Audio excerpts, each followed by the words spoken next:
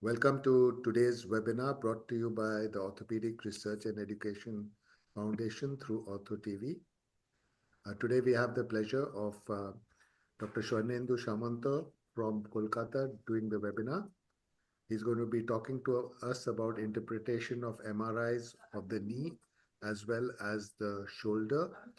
And these are areas of very great importance for us as orthopedic surgeons, that we need to start interpreting our MRIs and CT scans on ourselves rather than relying on the reports. So with no further delay, I would hand it over to Dr. Swarnendu to talk to us about the MRIs. Thank you, sir. It is a great honor and privilege to be here again. Today the topic is one is how to read the MRI of the knee and MRI of the shoulder, and that the practical purpose for the juniors, those who want to learn basics for the MS and also for the DNB. So first I will be going through the knee MRI, then we will be discussing about the shoulder MRI.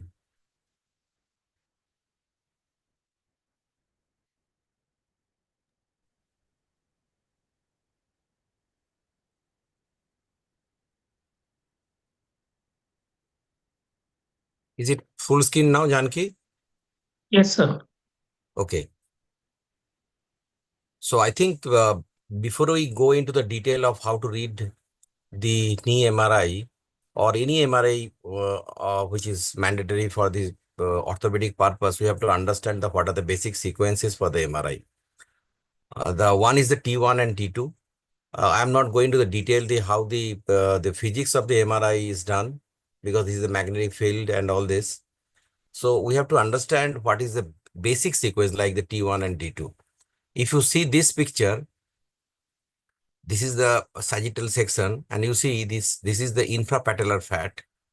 And if you see any fat which is very bright signal, that means it is absolutely white, then it is a T1 signal. So remember that the fat will be bright in T1 signal. The ligament and tendon are dark signal. The muscle is of intermediate to low signal. The fat will, suppose subcutaneous fat also will come bright. Then this is the fat saturation image where the fat is bit suppressed. Now, if we can go back to the first picture, you see here the fat signal here is very, very white. But once we go into the fat saturation image, then the signal changes here. But once we go to the T2 sequence, you see the fluid, the synovial fluid is absolutely white. Here the fat is, here you see the subcutaneous fat is not as bright as it was looking in the T1 sequence. So remember, the fat will be bright in T1 and the water or the fluid will be bright in T2 signal. This is another one fast spin echo image. I'm not going to detail of that. So suppose we want to understand any of the pathology of any joint, I repeatedly stress that don't jump into the MRI pictures. First, we have to listen to the history. Then we have to listen to the patient carefully. And we have to examine and do the physical test. Then only you have to frame in your mind basically what we want to see. It is not the diagnosis is done by the X-ray or the CT scan or the MRI. Same is true for the MRI. So suppose in this picture, you see the upper picture is the anatomical section and the lower picture is the MRI. So if we see this picture, you see this is the femoral condyle, this is the tibia, this is the fibula. So when we take this is the sagittal cut section. Okay. So when we see this sort of cut section, either we'll start from the medial side or we'll start from the lateral side. How we know whether we are starting from the lateral side? So best way is to see the shape of the tibia. You see here, if we start from the lateral side, you will be seeing that the tibia is of quadrangular shape. And also we know that the top of the tibia on the lateral side is convex. And also here you can see the fibula. But sometimes if any picture that you are not seeing the fibula, then also you have to understand the quadrangular shape and the convexity of the tibia will tell you that we are on the lateral side of the joint. Then you see, this is another one picture where we are coming bit at the midline. Okay. Here we can see the femur, the tibia, and also in this cut, you can see the anterior cruciate ligament. So this is the anatomical picture. And you see, this is the sagittal cut where we are absolutely in the middle, where we are seeing the ACL fibers like this. As you know that the ACL is an oblique structure, in one cut it is very difficult to see the whole length of the ACL unless and otherwise it is a oblique sagittal cut.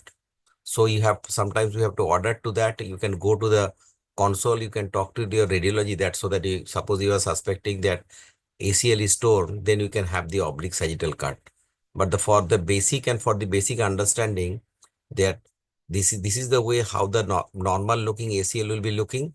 And now you see this is the part of the PCL which is going behind the tibia. Now we started from the lateral side.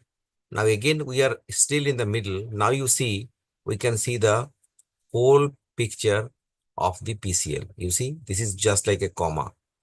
Unless we understand the normal picture, you won't be able to understand the abnormal picture and whether it is a partially torn or completely been torn. So you see this PCL is looking like a comma shape and is going down, deep down on the backside of the tibia. As I told you that if we come to the medial side of the tibia, if you see, suppose one picture you are given and you see this is the tibia and this is looking like a triangle. So if the tibia is concave on the top and it is triangular shape, it will tell that this is the medial side. So the difference is that quadrangular shape and the convexity of the tibia is on the lateral side. And if the tibia is looking triangular and concave shape, then it is on the medial side. So now you see this is the femur and you can see the black part is the cartilage. Here you see the fluid is very bright signal, it is white. So obviously you know this is a T2 sequence. Now this is the posterior horn. Normally the posterior horn or the anterior horn will be absolutely blackish shaped like this. Okay. But if you see some signal, because once there is a tear in the meniscus, the fluid will go in the meniscus and that will give the signal that whether the meniscus is torn, yes or no. So now you see if this signal is there in the posterior horn of the medial meniscus, if it goes from top to bottom, you know this is a complete meniscal tear. If there is suppose the tear is like a longitudinal tear, the fluid will go like this, then it will be like a longitudinal tear or it will be flap tear. You see here also you can find that there is this signal with this white signal. You see the anterior horn is completely black. But if we see on the back side or the posterior horn of the medial, you see again it is a triangular shape. So this is the medial side. And you see the fluid signal is going from top to bottom. That means it is a complete meniscal tear. If this picture is coming, this is a classic picture. Sometimes in the OSCE or any exam, you can get this sort of picture. This is classically known as the double comma sign. I told you that the PCL is looking like a comma. Now you see in front of the PCL, there is a small comma just in front of the PCL. This is known as the double comma sign. And this is the classic picture of displaced bucket handle tear of the medial meniscus. So if you get this sort of picture in your exam, then it is your answer will be, this is the displaced, so this complete answer will be displaced bucket handle tear of the medial meniscus. You see here also you can see the triangular shape of the tibia. So basically when we suspect clinically, either it is a ACL injury or a PCL injury or a meniscal injury, then we'll take the sagittal cut first. Because if you see that we are discussing from the lateral side to the medial side, from the lateral side we'll see in the lateral meniscus, then the ACL will come, then the PCL will come, then the medial meniscus will come. So the menisci and cruciates are best seen in the sagittal picture. Now you see this is the coronal picture, like your AP film of the X-ray. So this is the fragment which is completely once. Suppose this is this is just the confirmation. Suppose this picture, this is a double comma sign on the right side of the screen. Now, if you see this is a coronal picture, you see there is this black shadow is this part or this part. This is the displaced part, which is the bucket handle portion of the medial side. This is the medial side. So this is the displaced part of the bucket handle tear of the medial meniscus. Now, in the coronal section, your medial collateral ligament or the lateral side of the ligament, lateral collateral ligament will be seen. As I told you, in sagittal section, you will be checking 4 things. One is the 2 menisci and the ACL and the PCL. In the coronal section, you see, if you see this sort of picture, like you see, this is the medial collateral ligament. This is the wavy structure. That means there is tear here in this region. And when this is acute scenario, you will see that there will be some marrow signal changes in the femoral attachment of the MCL. And also you see this is the avulsion of the deep part of the MCL, that because you know that the deep part of the MCL or this part is attached to the periphery of the medial meniscus. And also you see the wavy length, also there is fluid signal. That means this is a tear of the medial collateral ligament. So if you clinically have tested that there is tenderness, history suggested, there is also valgus test is positive, suppose 1 or 2. And if you see this sort of picture in the MRI, you can understand that this is a tear of the medial collateral ligament. Sometimes you may given it also in your exam or in the OSCE this picture. This is the classic picture of the menisco-capsular separation. You see, this is the lateral extent of the femur. This is the lateral extent of the tibia, and meniscus is completely being extruded from your normal location. So it is complete extrusion of the meniscal. This is the menisco-capsular separation. This picture and also can come because this is a very common scenario. This is the meniscal cyst. Mostly, this is a clinically we can find this sort of cyst on the lateral side. Clinically, patient will complain of the swelling. There is small swelling on the laterals. Mostly, it is on the lateral side, and you will see in the MRI picture that is because this is filled with fluid. That means obviously it will come as a white shadow in your T2 sequence. Mostly it is on the lateral side. And if there is a cyst, it is associated with a tear in the meniscus because it works like a valve so that the synovial fluid goes out and it creates the cyst. Then the question, how to diagnose the discoid meniscus. Discoid meniscus clinically we see mostly in the adolescent group and like 14, 15. And you will see the patient will obviously tell you from the history that he or she is feeling pain. Mostly it is on the lateral side, very rarely it is on the medial side. And along with the pain, they will be telling that there is some sort of clicking or thud. Also, you can feel that during your flexion. So if you see this sort of picture, you see the whole meniscus is seen in one film. If this sort of picture it comes in your sagittal cut, remember that more than 3 cuts, lateral meniscus is more like a circle. It's not like a semicircular like the medial meniscus. So up to 3 cuts, the lateral meniscus will be looking like a complete meniscus on your sagittal section. But if it is seen more than 3 cuts on the lateral side and you have taken the history, there is clicking, thud and pain is there, then you know that this is a picture for the discoid meniscus. So we have discussed about the sagittal section. In the sagittal section, we will be seeing the cruciates and the menisci. In the coronal section, we will be seeing the MCL, the lateral side, and also we'll correlate our findings, whatever we have seen in the sagittal sections. Now this is like your axial section, which is like your skyline view or the merchant view. Okay. So in this view, you can see what are the things that we can check. One is that we can check the what is the shape of the trochlea. We can see how the patella is sitting in the trochlea. We can see the groove, and also we can see whether there is any injury on the underside of the cartilage. There might be the osteochondral defect, and also we can see the your MPFL. This is the MPFL. Okay. So in the scenarios, in the traumatic scenario, we can check these things. We can see the trochlear morphology, the cartilage on the patella, the how the patella is sitting, and how the MPFL is looking. So if we diagnose clinically that this is an MPLFL injury, obviously you will be seeing that there is some signal changes on the medial corner of the patella, and it will be white signal at the MPFL.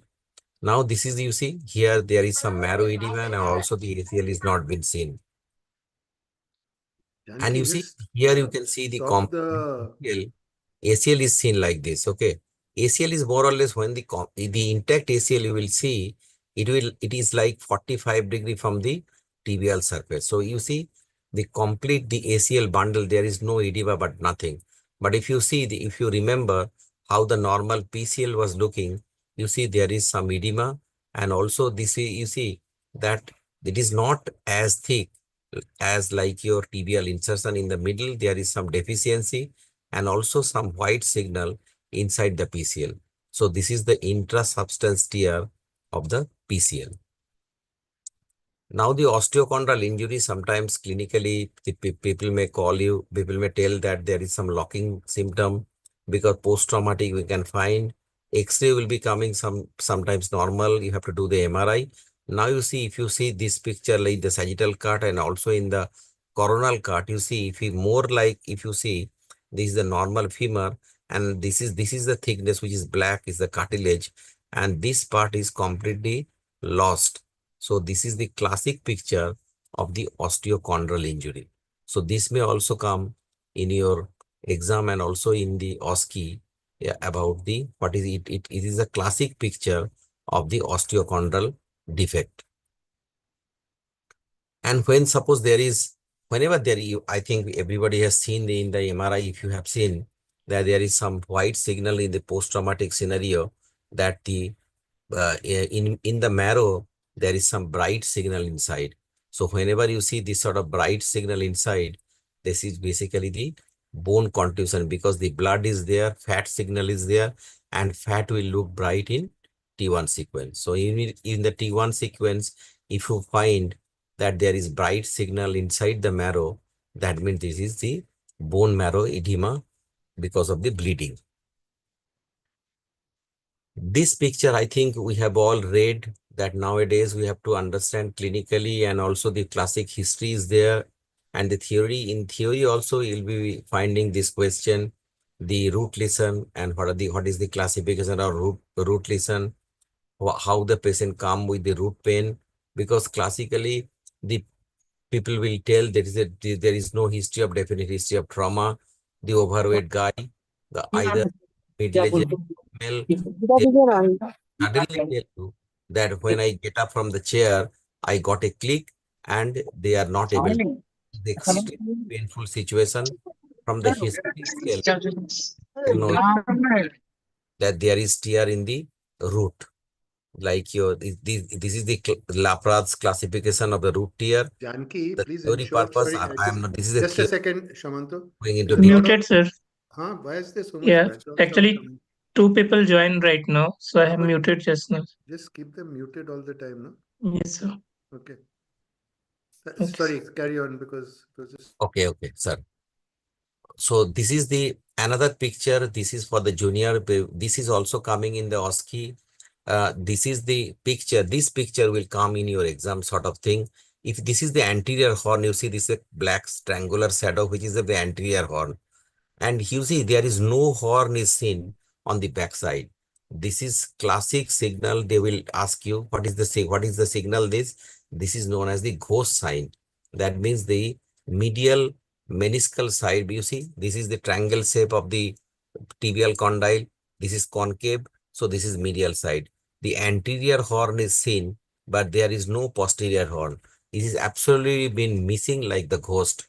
That means that's why it is known as the ghost sign.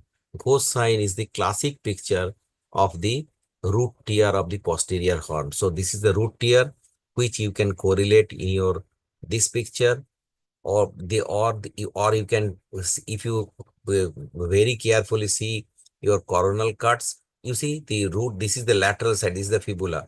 You see the root of the lateral is coming on up to this, but there is a tear because of the tear, the synovial fluid has gone in. You can see this root is completely been avulsed from the back side. This is the classic ghost sign.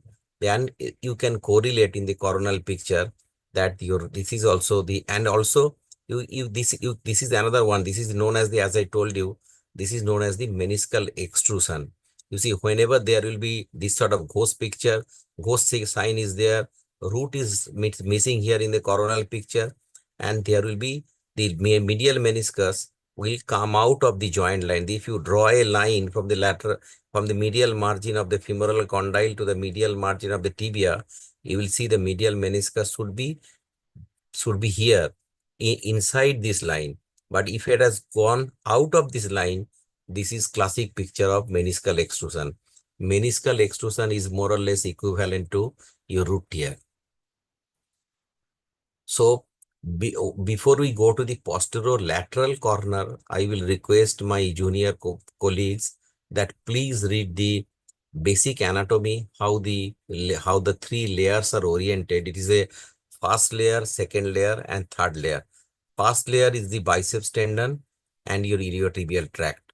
The second layer is your lateral collateral ligament, and third layer is your, you see the joint capsule, the fibular ligament. So this is the theoretical aspect. I am not going to the basic theory, but this posterolateral complex injury will come in the exam. It may come as a theoretical question also, the anatomy of it, how to what are the problems of it, how to diagnose, what is the dial test. Even in your practical also, you have to understand the dial test at 30° and 90°. This anatomy is very important, and you do practice when you, this is because for by the line drawing, because in your exam, if you draw the diagram, this carries a good point, and there you can score, because you know how the popliteus is going.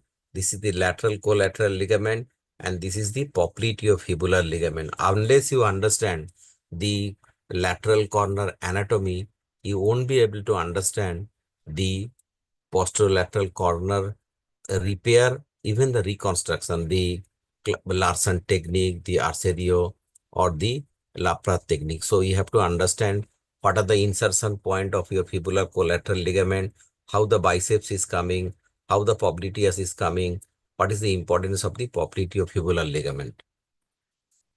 So this is the anatomy that you have to understand.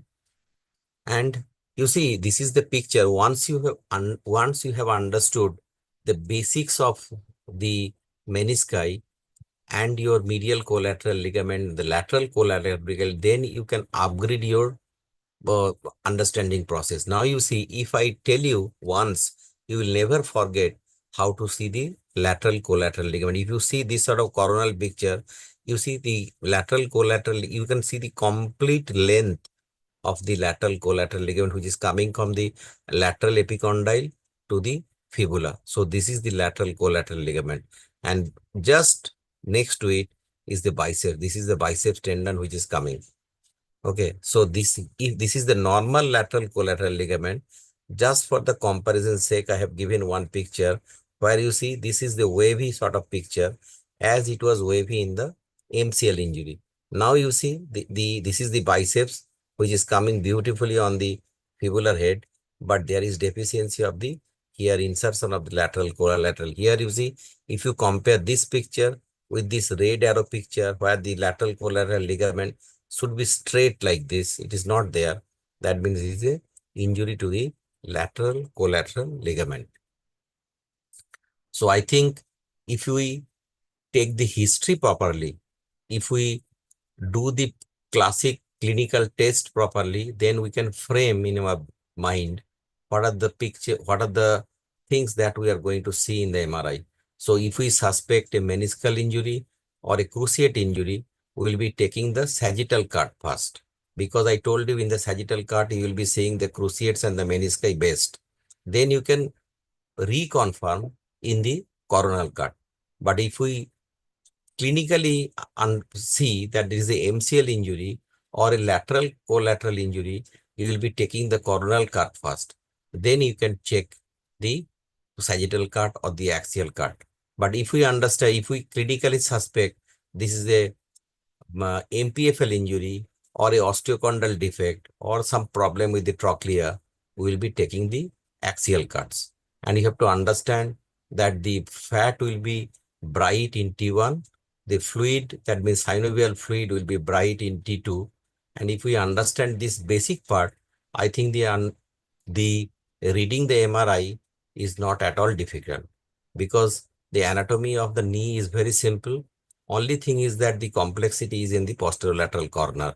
Also, the posteromedial corner, the anatomy is not very easy. You have to understand, you have to read. Even this posteromedial corner is also coming in the theory exam.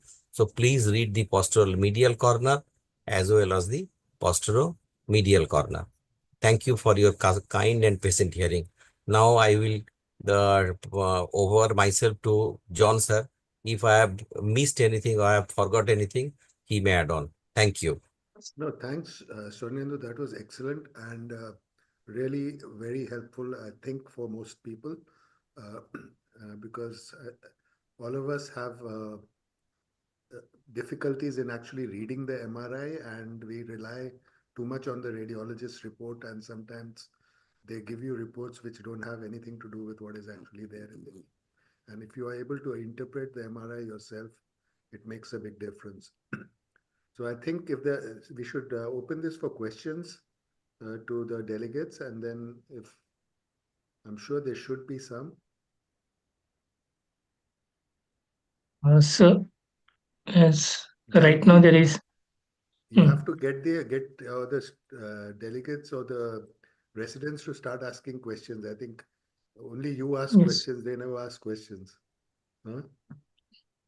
You should not be a yes, sir, substitute because for this, them. yeah, this is quite confusing if, uh, because we have announced it 4 days before.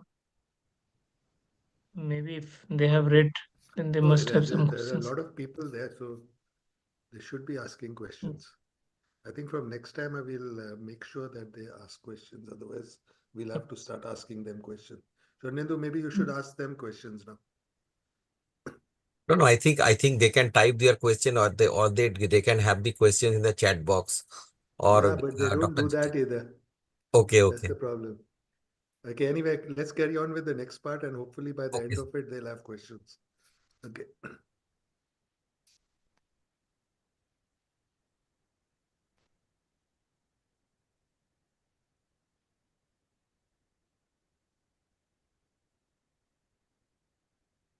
It has come in the full screen, na, Dr. Janki? Yeah, yeah. Yes, Oh, sir. okay.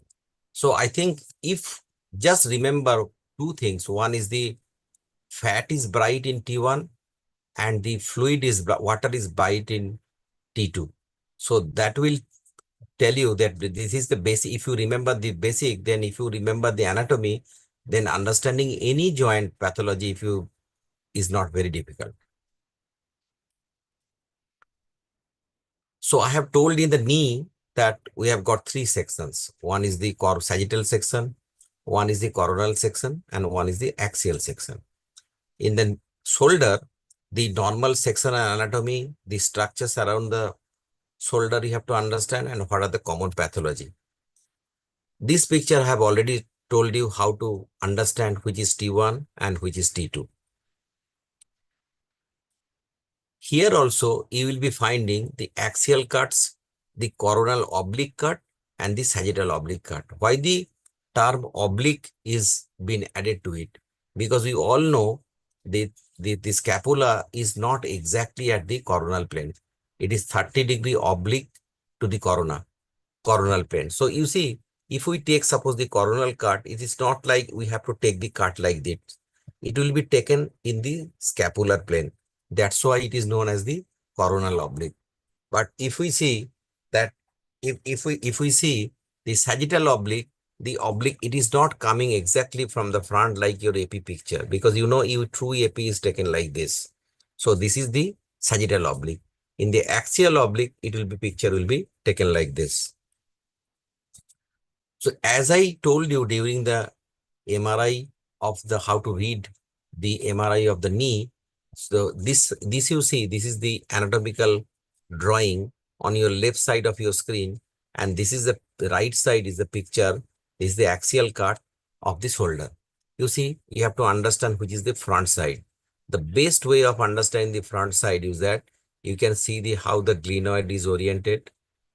Then you can, then if the best pick will, the guide is the biceps. The biceps will be looking like a dot here. So this is the front, biceps is on the front. So this biceps will guide you that this is the front side of your shoulder. Then this is the deltoid wrapping around the shoulder, you see. And if you see the glenoid, normal glenoid, this is the bony picture, and there is a triangle like the meniscus. This is the anterior labrum, and this is the posterior labrum. And this muscle which is coming just and going up to the lesser tuberosity, this is the subscap. Just opposite to subscap, exactly we know that the subscap and the infraspinatus is the forescapula. It is just like brothers.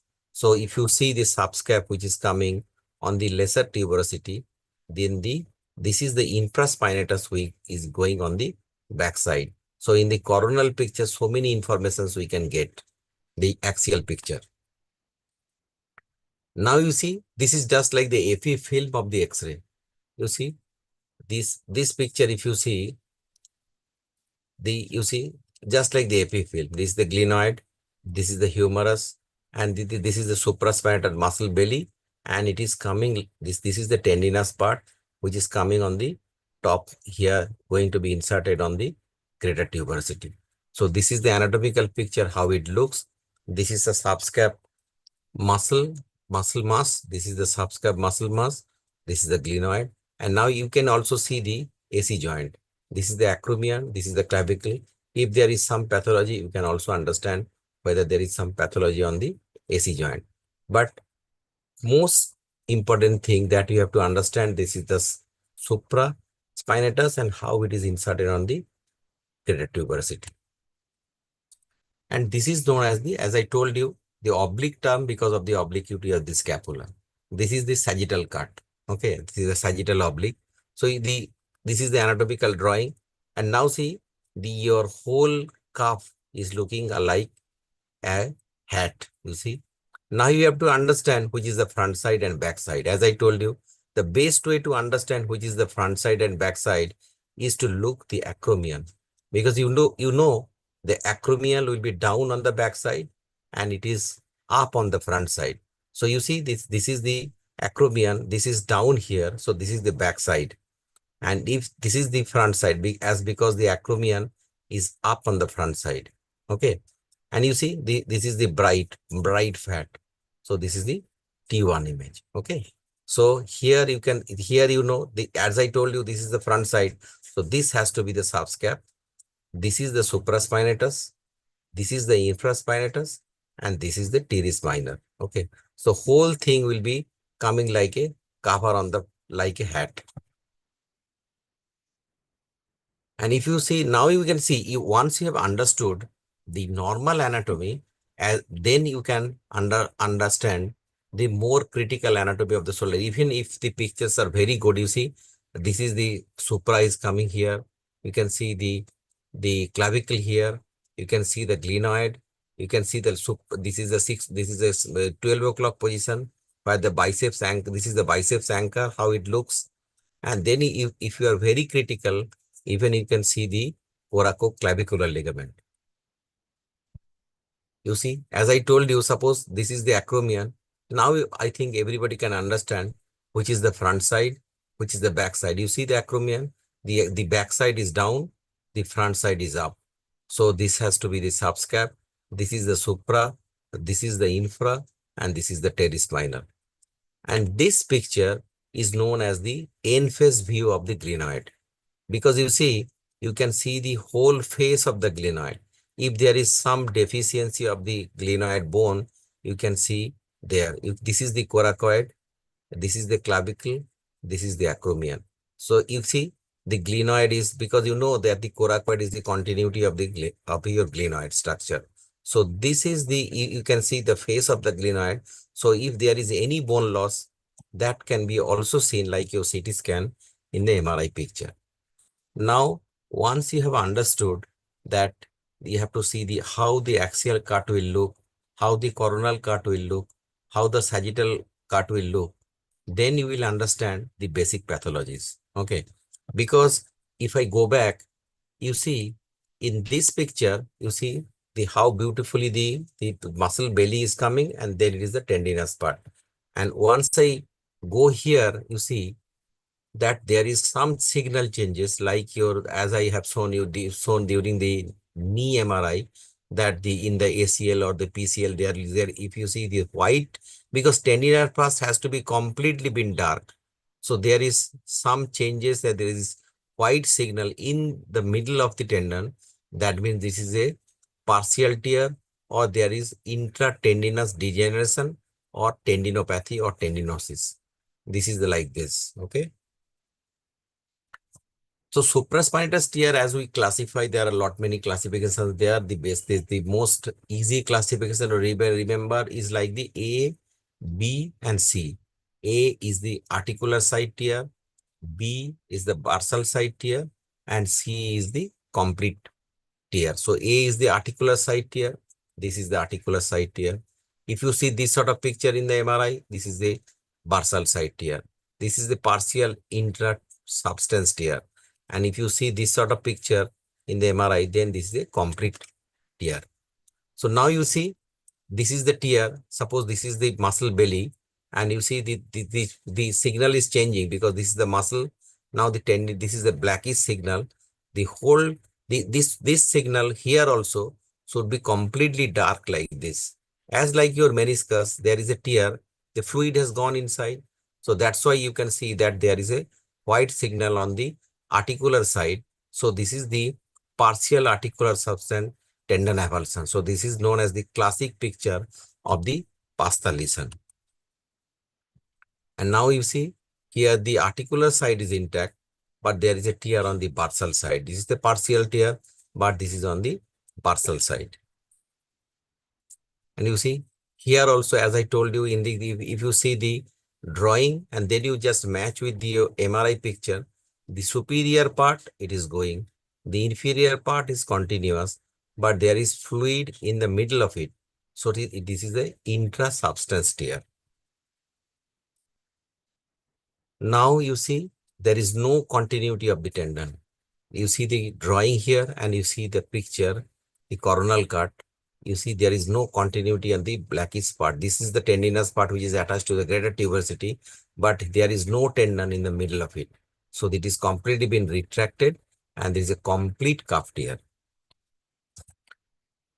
Then whenever we see this sort of complete cuff tear, we have to understand what is the tendon or the muscle quality, because otherwise we cannot judge whether we are going to do what operation is the best for the patient. This is also coming in the theory also, that this is known as the Gutelier classification. In this cut, this is the cut where you can see it is like a scapular Y view sort of film. Okay. Here we can see the whole muscle belly is like a black shadow. So this is grade 0 or normal. But if there is some degeneration, the fat will replace the muscle mass. So there are some streaks. This is grade 1. In grade 2, less fat than muscle. You see here, if you see this picture, the whole muscle mass is black. But here you see the fat has replaced the muscle mass. But if fat is more than the muscle in 3 and 4, you see how the fat is more or less the muscle has been replaced by your fat. So more will be degenerate, the more the time will be after the tear, the muscle mass will be replaced by the fat. So this is the classification. This is the classic picture where you will understand the quality of your tendon. And if you see this scapular Y sort of view picture in your MRI, this is the supra, this is the infra, this is the subscap, and in the downstairs you will find the teres minor. There is another one method of checking it, whether how much is the degeneration. If you draw a tangential line from the front to the back, from the coracoid to the backside, if the muscle mass falls below this line, then there is more than 50% tear. Or also there is a area method. We don't follow the area method. We just draw this line because the most simple method of judging whether how much is the muscle. If the muscle falls below this tangential line from the front to back, that means it falls in the category of either 3 or 4 Guttenia. Then how the IGHL will look in the normal picture, and in the, if you see this sort of coronal oblique picture, normal IGHL will look like this. But whenever there is a tear in the inferior glenohumeral ligament, you will find lot of fluid inside here in the axillary pouch. So this is the classic picture of your torn inferior glenohumeral ligament. Now I think everybody we understand how the acromion is classified, like the Bijlani classification 1, 2, 3, and later it came as the fourth one, which is very rare, like the convex inferior surface. This I think you all know how the acromion looks around. This is the normal acromion. Then there is a hooked acromion like this, which can create your impingement or your supraspinatus tear. Then, as I told you, that we have to understand in this axial picture, this is the glenoid. This is like your meniscal signal. This is the front, the labrum. This is the posterior labrum. This is the subscap tendon, which is going on the medial side of the bicipital groove. That means you can follow the subscap tendon. Here is the biceps, which will come in the bicipital groove like a black dot here. Now, if you just come to the right picture, you see a lot of fluid is around the biceps, and this is the biceps tendon. So that means this is the signal of the bicipital tendinitis.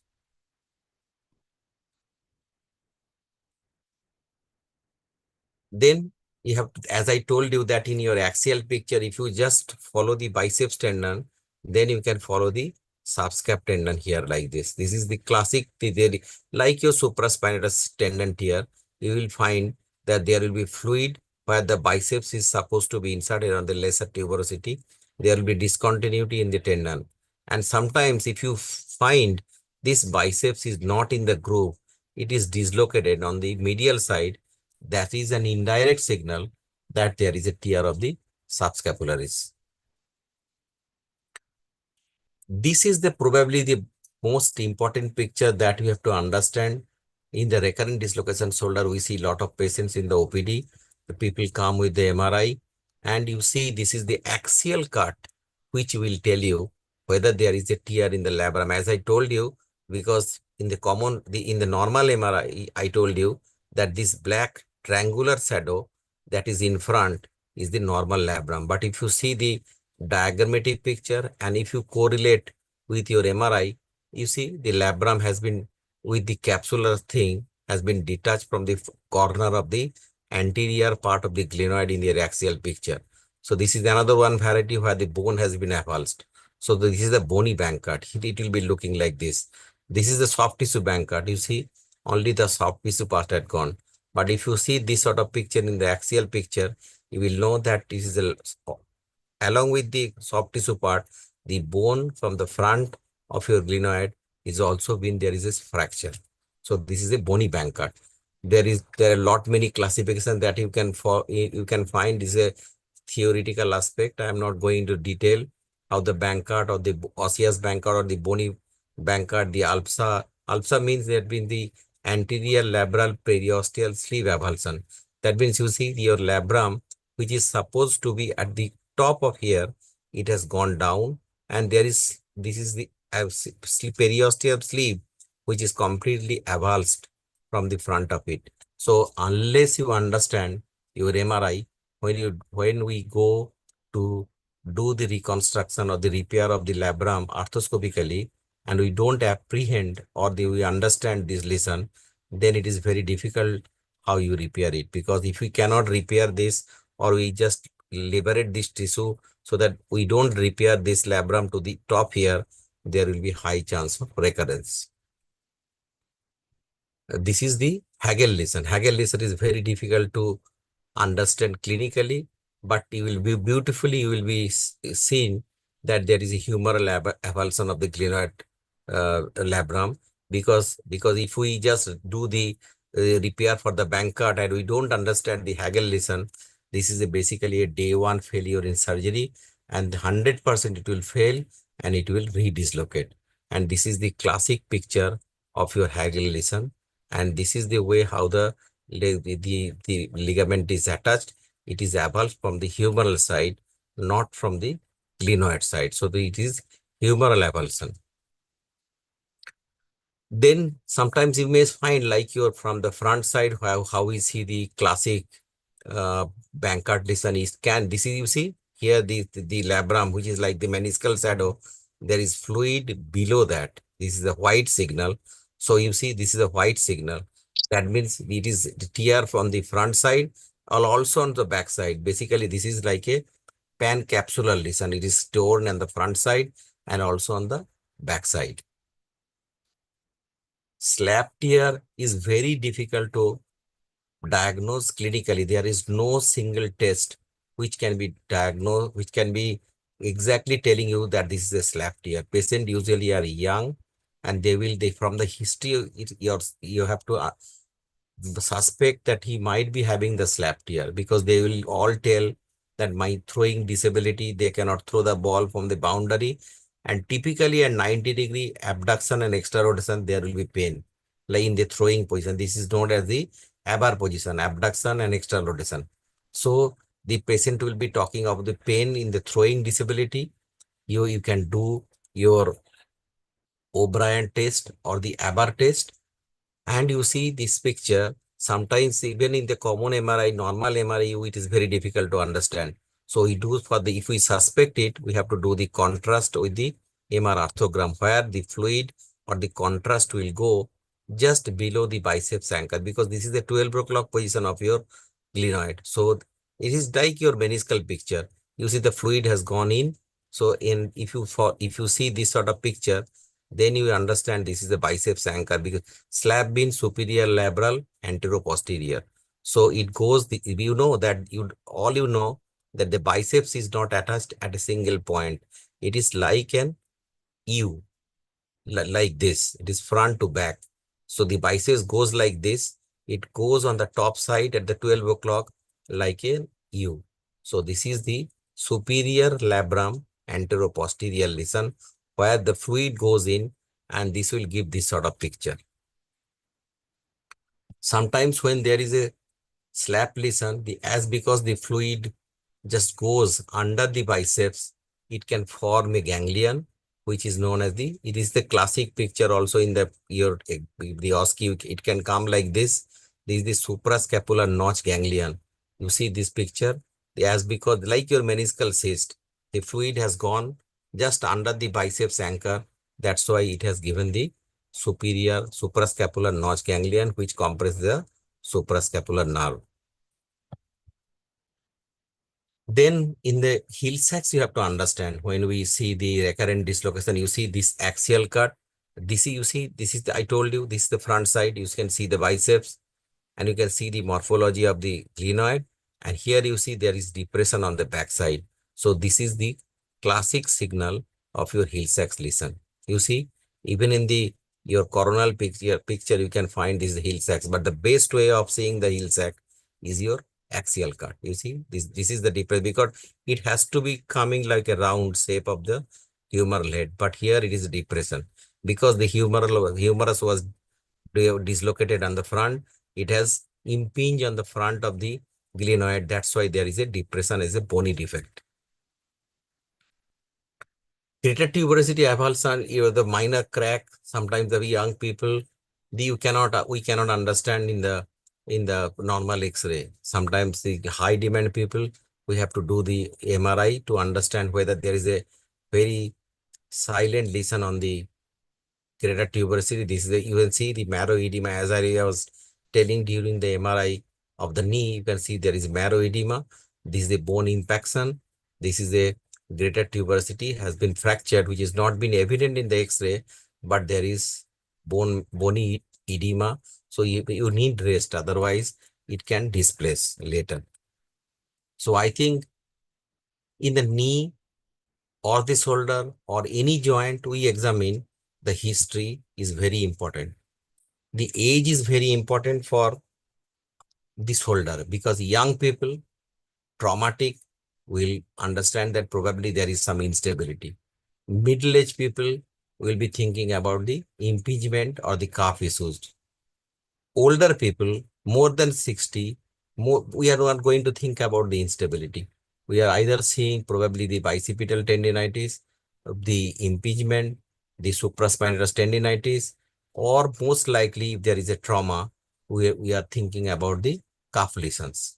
So we have to test accordingly all the calf test. We do the job, the extra rotation or the belly press. And for the biceps, we do the speed test. So the normal MRI structures around the shoulder, whenever you get a chance to see the MRI of the normal shoulder, please look it carefully like your knee MRI, the axial cuts for your instability, the coronal cuts for your rotator cuff. And for your reconfirmation, you can take the sagittal oblique cuts. So for the instability, we'll take the axial cuts. For the rotator cuff, we'll be taking the coronal cuts. And for reconfirmation of the this thing, we can take the your other oblique cut. So the have the history, the age, clinically examine the patient according to your case, clinics and your clinical finding, you take the proper cut. Thank you very much for your kind and patient hearing. If there is any question, we can take that. Thank you very much, Swarnendu. That was excellent. I think there's one question in the box about what is the ideal investigation when you have a recurrent dislocation. And I think that the ideal investigation for a recurrent dislocation, you do the X-ray, but you have to have the MRI. People sometimes tell that you have to have the CT scan to understand the glenoid morphology or the bone loss. As I have shown you that you can have the in the MRI, you have the end-phase view of the glenoid. You can calculate the bony loss of your glenoid. So X-ray is mandatory, but the best investigation is the MRI so that you can understand both the soft tissue and the bony pathology. If you order a single investigation, that is the MRI. yeah, so I would agree that the MRI is definitely the more useful investigation. It's only if you have a particular situation where you want to estimate the amount of bone loss, maybe CT is superior, but you can use the MRI, as was mentioned by Dr. Yes. Samanta. Yeah. So there was another question. What was that? It was for slap lesion. What investigations would you do? So slap lesion, I told you that clinically how the patient will complain the throwing disability. The O'Brien you will do, the Abbott test you will do, the investigation, the MRI. Sometimes even in the MRI you cannot diagnose the slap. So the best way to diagnose a slap is the MR arthrogram. One more question from Dr. Sarjan. In that Gottlieb classification, which cut you will take, sir? You see, it is like your scapular Y view. So you understand this is the your the oblique sagittal cuts. Because this is like your sagittal Y view. It is like when you take your scapular Y view, you take the AP and scapular. We don't ask for the axillary view nowadays. Because if you take the scapular Y view, then you can understand whether the every pathology. So this is your sagittal oblique view. There are just one question, sir. There are few papers recently I have read about infraspinatus cyst. That is the symptom is most like slap lesion. So is that same, sir, or means it's Mm. form how to differentiate between the two, sir, No, basically on the clinical basis. Yes. clinical basis is the people will you have to see the from the backside, because in this slap lesion you won't be able to you are not going to see the any wasting of the infraspinatus. If you see any wasting in the infraspinatus and supra is not wasted, then you have to be very suspicious. Probably you are dealing with the your ganglion, because it presses it is pressing the when at the notch. So that means the supply to the infra is gone. So supra will be your okay, but there will be infraspinatus will be wasting. Okay. So this is the signal that will tell you. Sometimes that's why we have to do sometimes the EMG to reconfirm it. But clinically, I told you that it is very difficult to diagnose a classic slap tear. It is from the history, it is from your O'Brien test, ABAR test, then you diagnose. But the best way to diagnose the slap is the MR orthogram. Even the normal MRI will miss it. Okay, I think great. It's almost 8 o'clock, so we should allow Swarnendu to relax for a bit. Okay. Thank you Whenever very sir, much. whenever John sir will tell what any point of time, I'll be there. No, thank you very much. We really appreciate your being here, and I'm sure everyone found this really useful, and hopefully they have more questions next time, because I think asking questions should not be that difficult. You should not feel shy about it, unless you know everything. Then it's okay. Then you don't need to ask questions. Okay, but I really doubt that everyone knows everything. Okay, one new message. What is that? Thanks. Okay. Okay, thank you very much, Swarnendu, Thank you, sir. and all the Thank you. best. Thank you. Take care. Take care, sir. Good All night. the best. Bye. Good night. Bye Thank you bye. very much, sir. Thank you. Thank you. Thank you, sir. Thank you. Okay, Dr. Janki, I think everything went well. Yeah, it's quite okay, sir. Today it was great, and I think 99% they will cover it up. Because today I went very Sorry, slow, because last time we had to have some hurry, because that time we are discussing two issues. I think this class, this MRI is very important for the MS candidates and the DNB candidates, because nowadays they are asking even the MRI picture during the practical, and also these pictures are coming in the your OSCE pictures also. So if they Yes. listen to this afterwards also in the YouTube or wherever it will be, I think this will be very helpful for them. Yes, Thank sir. you, Dr. Janki, for getting the opportunity to have discussion with Great, all sir. you. Really, it's honor. It's Yes, sir. always a nice time to discuss with all you, the close people and the juniors. Thank you. Yes, sir. Good night. Thank you. Thank you very much, sir. Good night. Good Good night, night. sir.